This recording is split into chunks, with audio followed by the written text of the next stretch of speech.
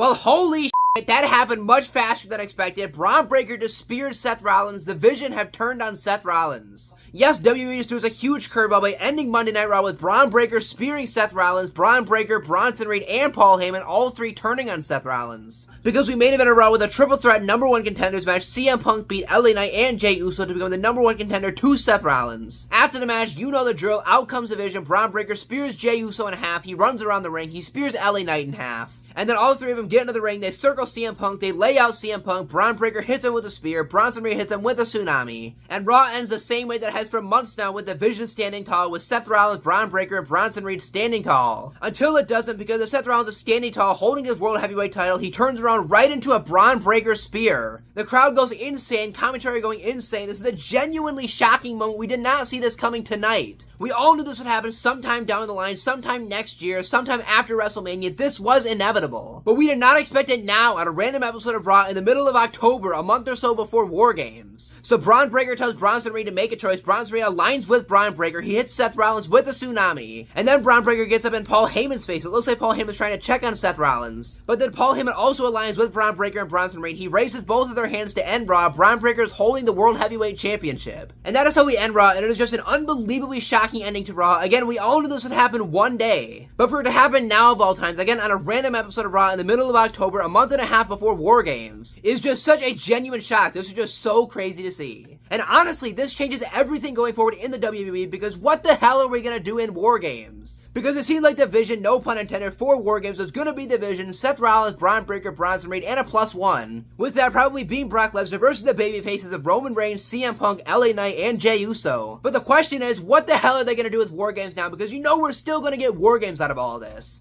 And originally, I thought that CM Punk was going to be the guy to beat Seth Rollins for the World Heavyweight Championship at next year's WrestleMania. But now it is looking like all of that could be up in the air, and Bron Breakker could be the guy to beat Seth Rollins for the World Heavyweight Championship sooner rather than later. And as the cherry on top, just less than an hour or so before all this happened, Seth Rollins was talking about how he was on cloud 9, he was on the mountaintop, and how nobody could take him off of his high, how nobody could take him off of the mountaintop. And he even told Paul Heyman he feels like something big is coming for the Vision. He doesn't know when, he doesn't know where, he doesn't know exactly what it is. But he said that he feels like something big is coming, and Seth, I'm afraid you were right on that one. So yes, this was such a crazy way to end Raw, such a genuinely shocking moment. We all knew this would happen one day. We all knew one day Bron Breakker was gonna turn on Seth Rollins. But nobody expected it to happen now. This happened months before anybody would have expected. And honestly, the short-term and the long-term future of WWE just completely changed.